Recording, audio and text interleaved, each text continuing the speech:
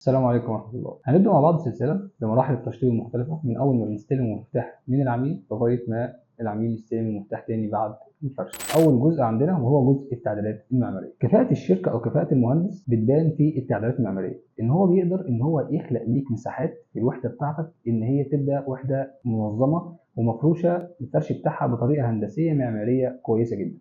هنفترض ان هو هيوسع مطبخ او هيغير مكان فتحه او هيغير مكان شباك او هيكنسل شباك او وات ايفر، ايا كان نوع التعديل اللي هيعمله. خلينا متفقين في النقطه دي ان هو لازم المكان عندي يكون مريح. هنفترض ان المكان نفسه صغير وليكن 80 متر، فانا مع التوزيع المعماري اللي انا بعمله لازم احسس المكان ان هو متسع، وفي نفس الوقت لازم يكون الدايمنشنز بتاعه فرش عندي متناسقه مع حجم المكان. يعني مثلا غرفه 3.5 ب 3.5، ما نجيبلهاش سرير 2 متر او سرير متر و80، هيدخل في الغرفه لكن هيبقى ضيق جدا عليه بالاثنين كومود. وانا كشركه تشطيبات لازم افهم كويس ان البلان اللي عامله المطور العقاري ده عامله علشان يبيع للعميل، لكن انا اللي بنفذ الواقع والعميل هيعيش في الحاجه اللي انا عملتها، فلازم انا اعمل الصح ما امشيش ورا كلام المطور العقاري. شكرا لكم ونشوفكم في الجزء الثاني.